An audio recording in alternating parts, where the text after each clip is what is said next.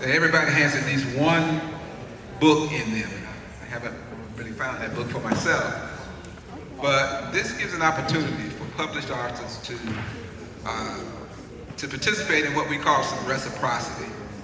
Hear about what things have been done, what worked, what didn't work, and the trajectory that each individual author is on. And so this is an opportunity to gain knowledge and to share with your fellow authors. A lot of authors come to these festivals in order to get their sea legs and or get new ideas. And with the explosion of social media, as you've already seen today, that is one of the keys. Hopefully we'll hear some more about it. We're going to do sort of a round robin with very similar questions for each person that will get an opportunity to provide their wisdom, and we'll go through as much as we can since the Reverend used up some time. We'll move right into it.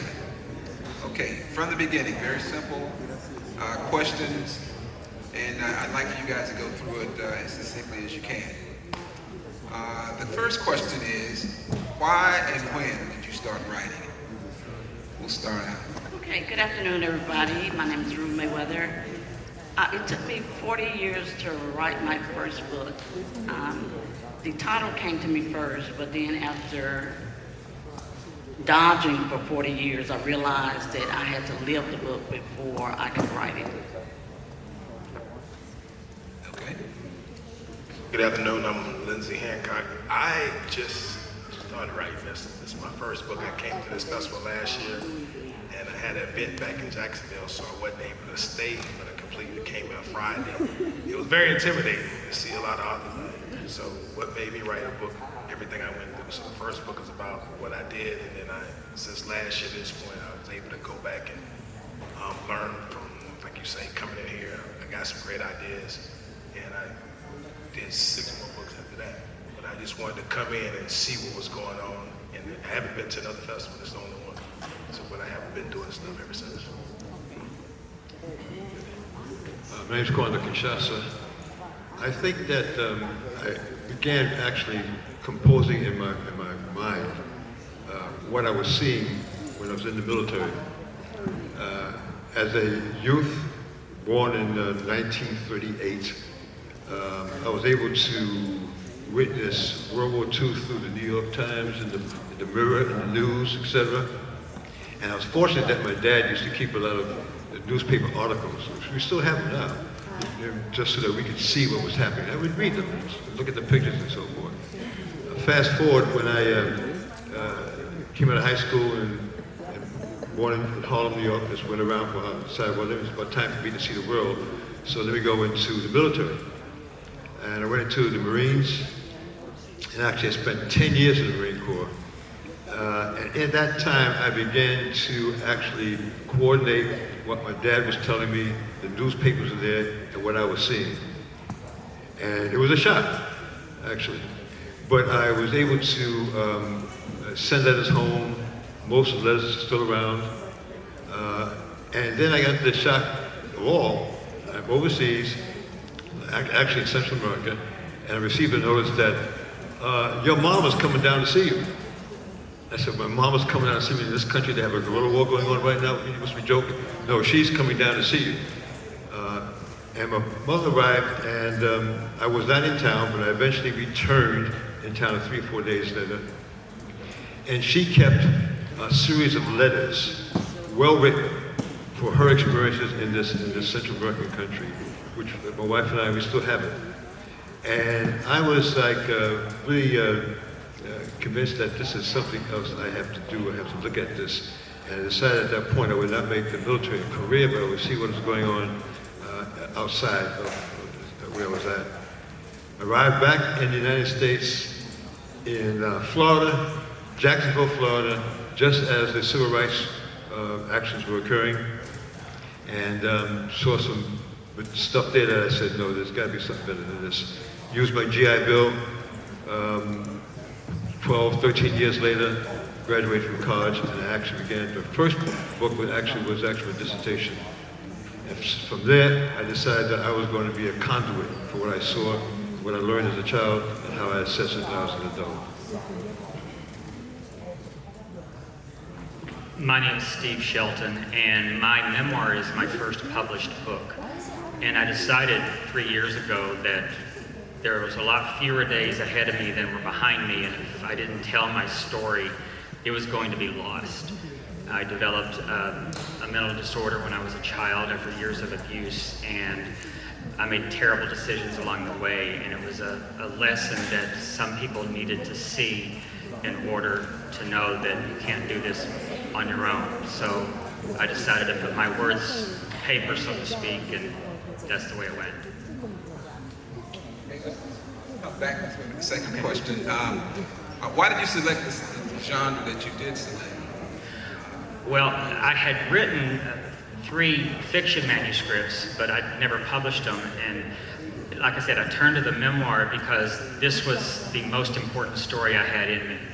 And it was something that I had to give back to people. I had to get it out of me. And if I didn't get it down, it was going to be lost. And that's why I wrote it. Did you self-publish? I self-published because the content is, there's a lot of trauma in it, and there's childhood abuse, and publishers wouldn't touch it. So rather than water it down, I decided to tell it like it was instead of sweeping it under the rug, which is what publishers like to do with material like this. I decided that I was going to try to tape as much as possible. You know, the old tape recorders, you know, the mic and so forth. And after seeing some horrific things when I was in the military, such as I was in Central America and it was during Easter time, and there's one particular village, a number of the males decided to worship Christ by nailing themselves to the cross. They didn't nail themselves, but they were nailed to the cross. And I was horrified by that. We reported it in and said, no, this is what is done because this is how the government keeps the indigenous population in order.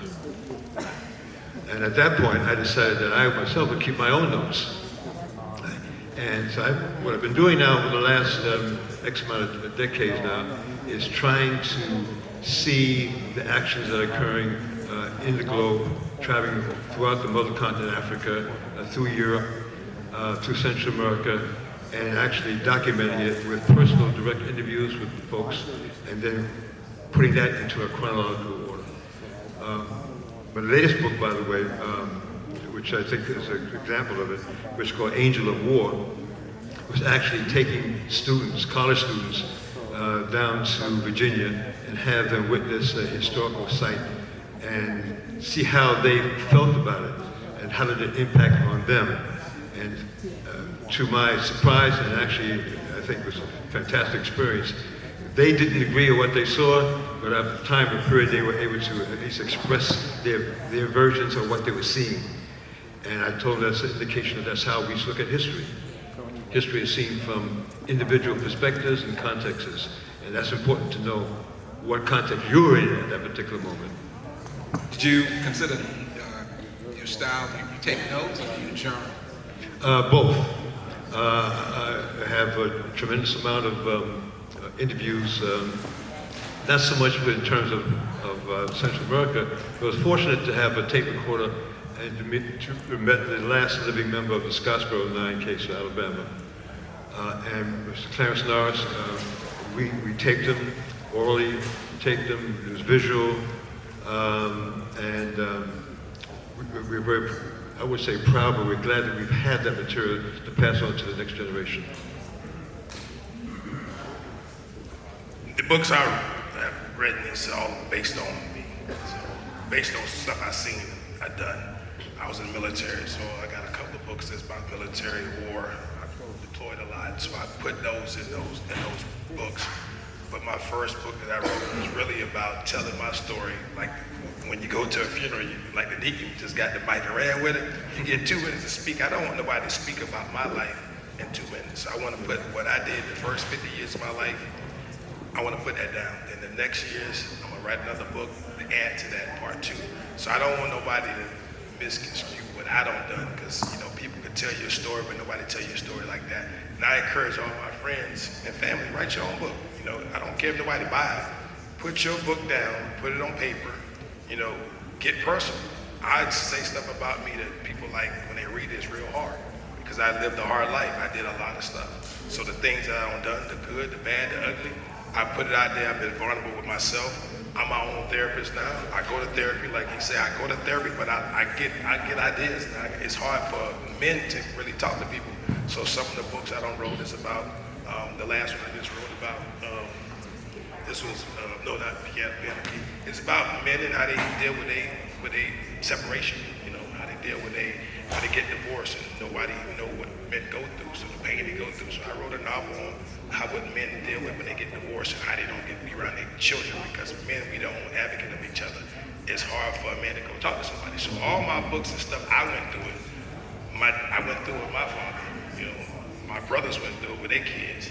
So when they got divorced, so I put all that down. So everything I don't put down on paper is something that I actually went through, and everything I do after that. So I may change the names so I don't get sued. I change the names, but everything I put out is about what I went through. Is any of it sugar-coated or is unvarnished?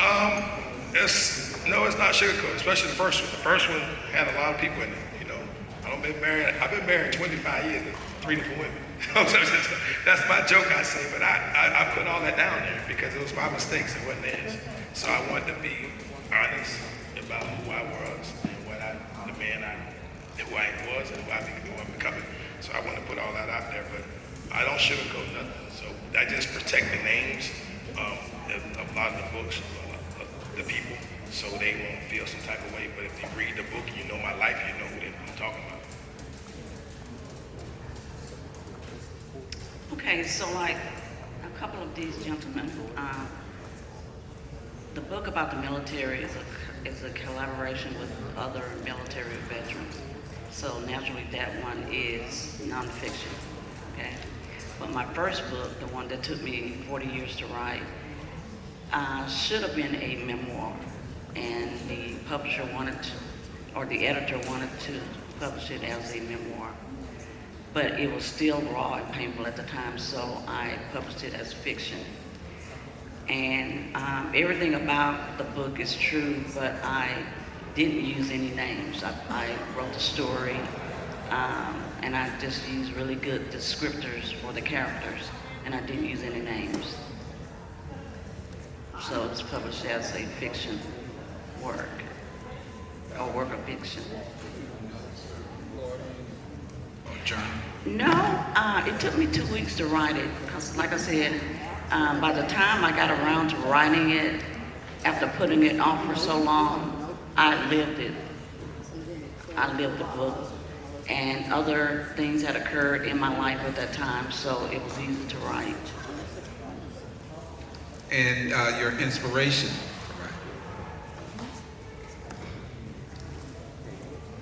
That's a good question. Because I felt like when I grew up, I wanted to be a fashion designer.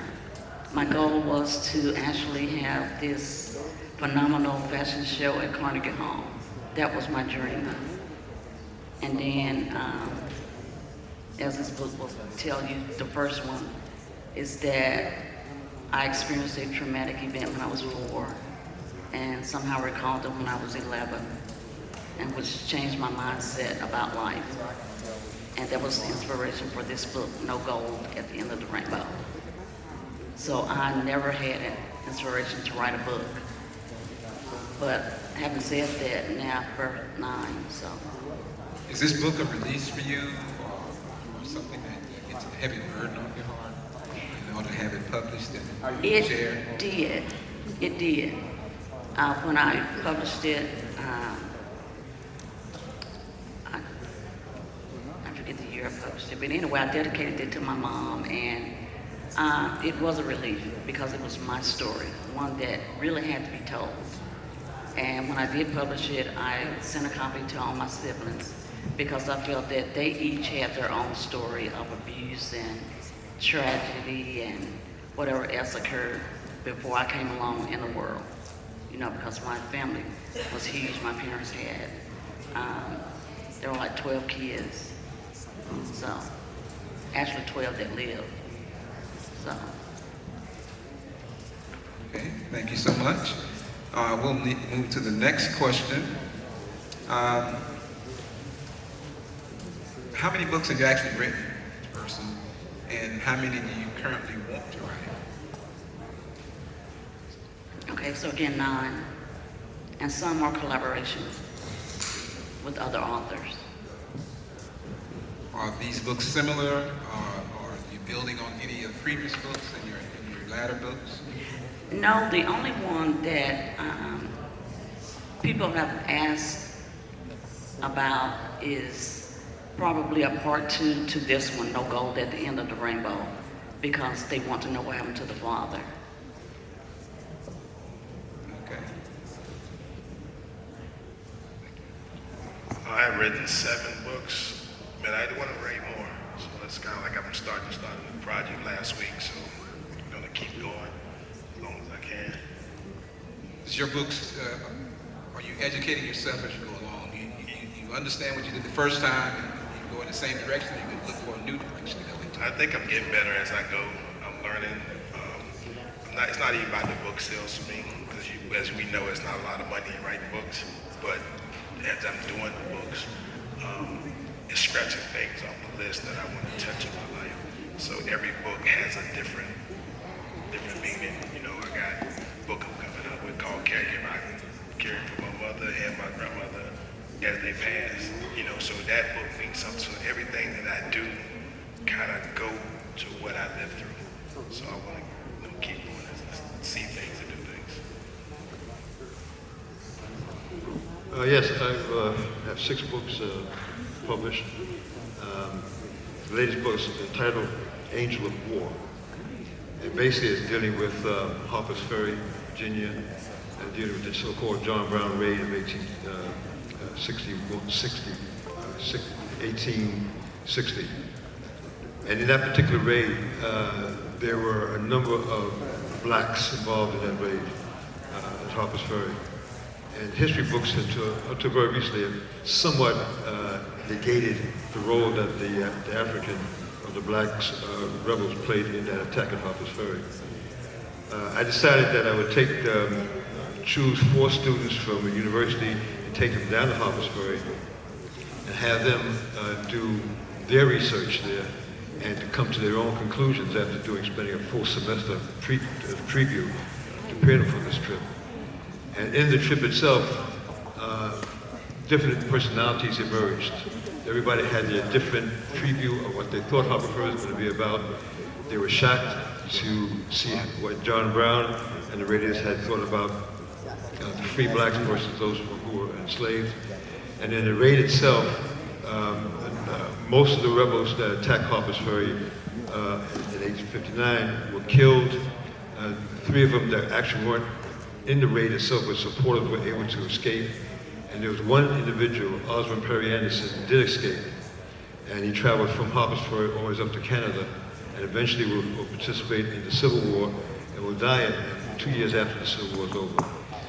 I decided to do a research project on that, and what came out of it was a 2-part novel.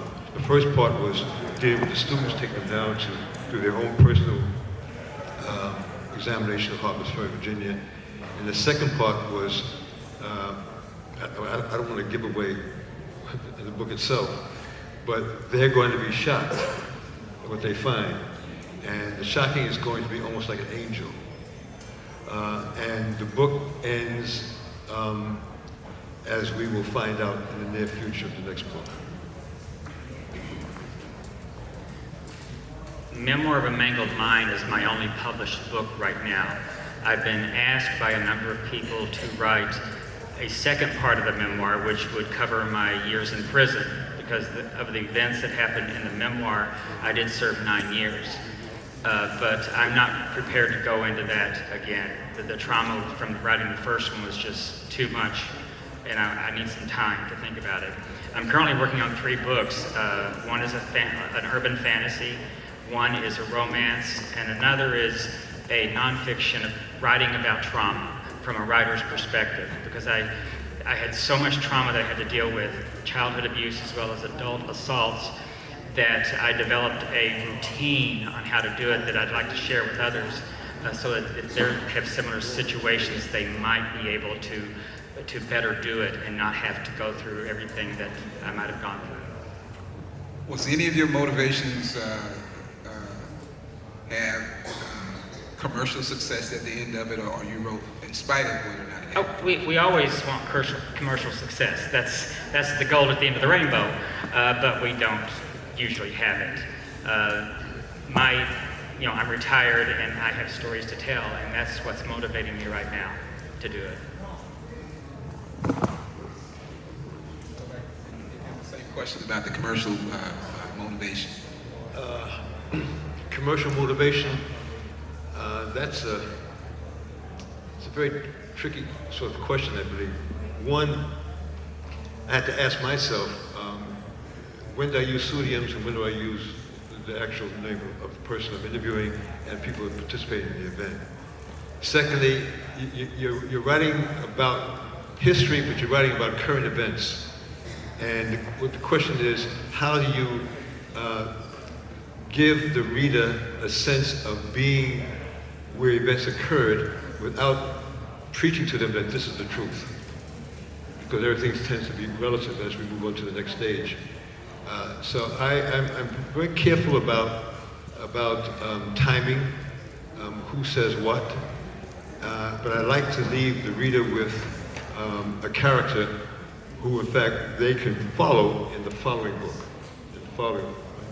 So with this particular book, Angel of War, the main character, will in fact leave, and he in fact will take a trip to Europe. And they will look at the role that Afro-Europeans and African migrants have played in World War II, in fact, in fighting against Nazism. And I hope that eventually,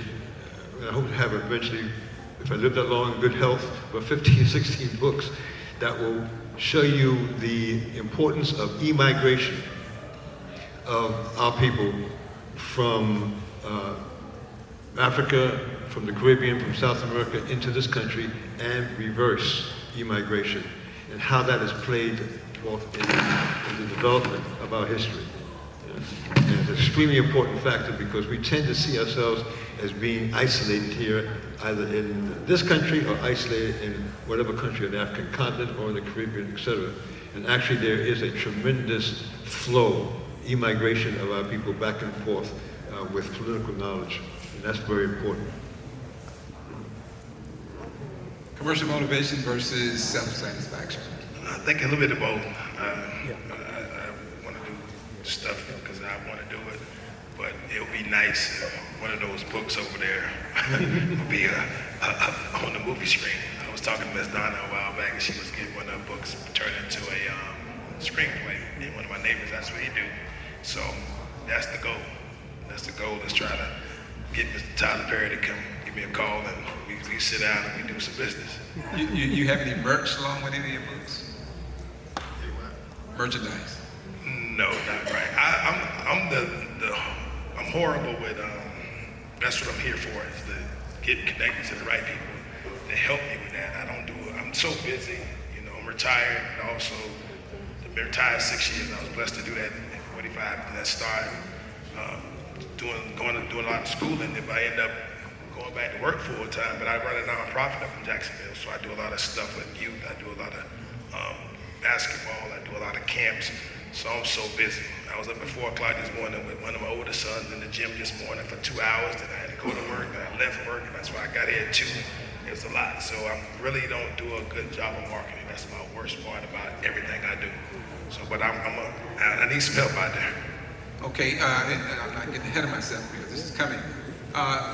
Let the audience know how you can be contacted. I got a website. It's Lindsay Hancock, Lenzy, Hancock.com is my website.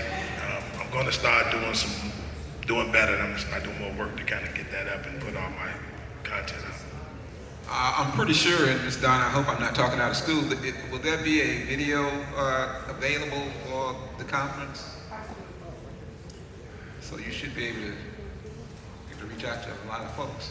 I need somebody to reach out and help me out.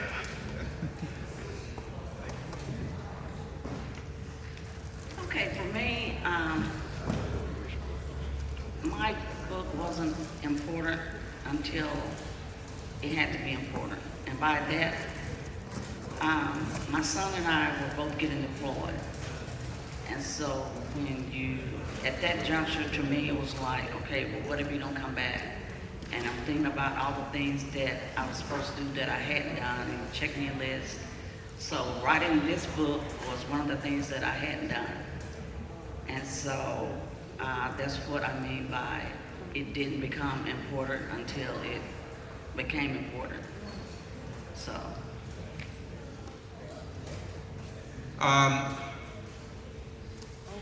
I encourage you to walk around because my philosophy is that imitation is the highest form of flattery. So if somebody's out here doing something and it's working for them, then I would be looking to see whether or not it can be adapted to what I need to do.